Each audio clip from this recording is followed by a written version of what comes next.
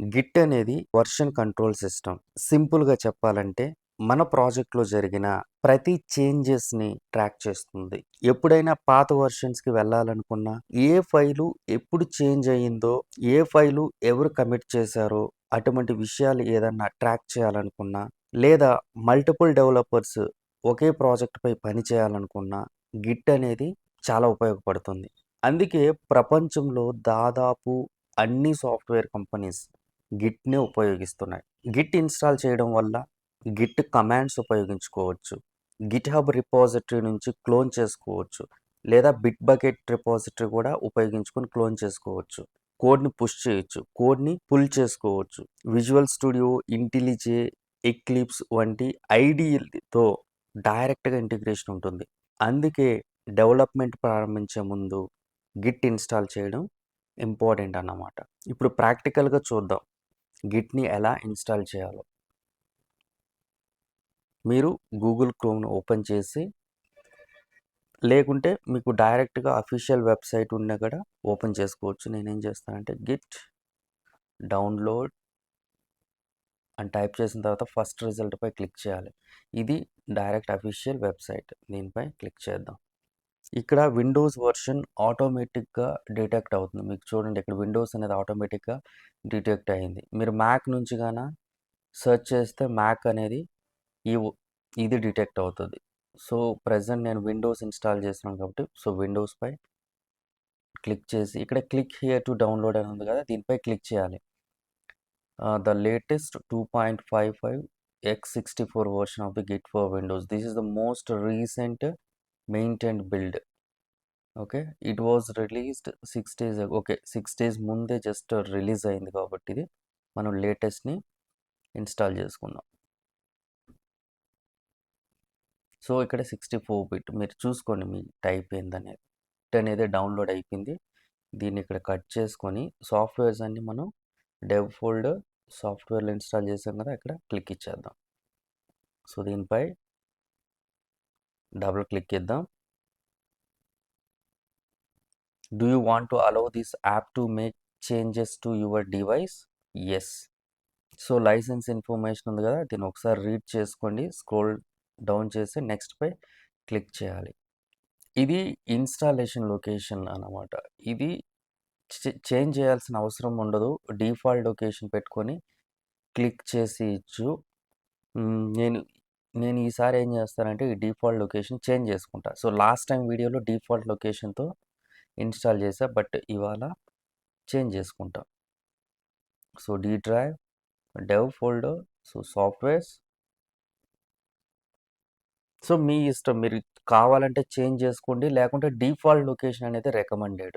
So, ఎందుకు change చేశానంటే నేను ఇక్కడ ఈ గిట్ ఫైల్స్‌ని ఎక్స్‌ప్లోర్ చేద్దామని నేను నేను డిఫాల్ట్ లొకేషన్ నుంచి మాన్యువల్‌గా కస్టమైజ్డ్ లొకేషన్‌లోకి పెట్టేసా.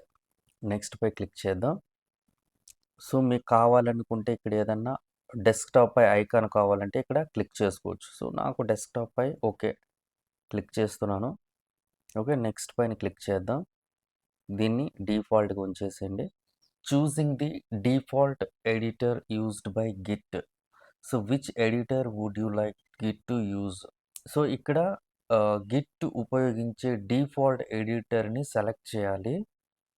చెక్ చేద్దాం. విజువల్ స్టూడియో కోడ్ ఉంది కదా! ఓకే. మీరు విజువల్ స్టూడియో కోడ్ గాన ఇన్‌స్టాల్ చేసుంటే వీఎస్ కోడ్‌ని సెలెక్ట్ చేసుకుందాం. లేకపోతే సబ్లైమ్ ఉంది, అటామ్ ఉంది, VS Code okay. I will go with visual Studio code. మీకు విజువల్ స్టూడియో కోడ్ ఉంటే వీఎస్ కోడ్‌ని సెలెక్ట్ చేసుకోవచ్చు. లేకపోతే డిఫాల్ట్‌గా వచ్చింది కదా! లేకపోతే విఐఎం డిఫాల్ట్‌గా ఉంటుంది. సో, దాన్నే ఉంచండి.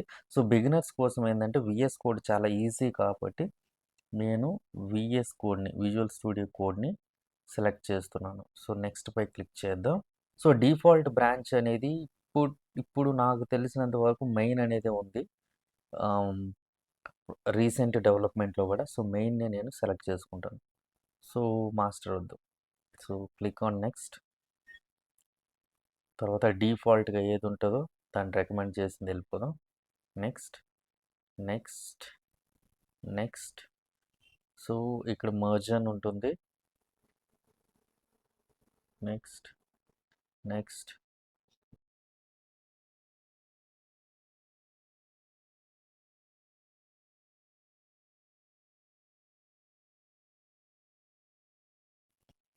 సో ఇప్పుడు ఫినిష్ పై క్లిక్ చేద్దాం.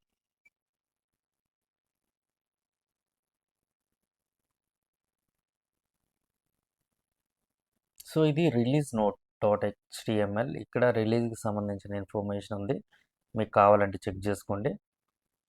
సో గిట్ అనేది ఇన్స్టాల్ చేసాం. ఒకసారి కమాండ్ ప్రాంప్ట్లోకి వెళ్ళి చెక్ చేద్దాం. Git -version. సో మీకు ఇలా ఈ వర్షన్ అనేది ఇక్కడ కానీ కనిపించిందంటే మీరు సక్సెస్ఫుల్గా గిట్ని మీ పీసీలో లేదా ల్యాప్టాప్లో ఇన్స్టాల్ చేశారని అర్థం. సో క్యాన్సిల్ చేస్తాను. మీకు కావాలంటే ఇక్కడ లెర్న్లో క్లిక్ చేసి ఇక్కడ చీట్ షీట్ అని ఉంది కదా, సో దానిపై క్లిక్ చేసి మీరు ఇక్కడ కొన్ని బేసిక్ గిట్ కమాండ్స్ ఉంటుంది, ఎక్స్ప్లోర్ చేసుకోండి. జస్ట్ ఎలా క్లోన్ చేయాలి, గిట్ క్లోన్, ఇక్కడ URL ఇవ్వడం. సో ఎలా కమిట్ చేయాలి ఇక్కడ ఉంటుంది. ఇది వచ్చి ఎలా ఫైల్స్ని యాడ్ చేయాలి, గిట్ యాడ్ ఫైల్ నేమ్. ఎలా రిమూవ్ చేయాలంటే గిట్ రిమూవ్ అనేది అంటుంది. సో చెక్ చేసుకోవాలంటే గిట్ స్టేటస్. సో ఇలా మీకు బేసిక్ కమాండ్స్ ఉన్నాయి, ఇక్కడ చెక్ చేసుకోండి. కమిట్ చేయాలంటే గిట్ కమిట్ -m, ఇక్కడ కమిట్ మెసేజ్ నేమ్ అనేది ఇవ్వండి. సో స్విచ్ చేయాలంటే బ్రాంచెస్ని స్విచ్ చేయాలంటే గిట్ స్విచ్ అయినా యూజ్ చేసుకోవచ్చు, లేకపోతే గిట్ చెక్అవుట్ అయినా యూజ్ చేసుకోవచ్చు.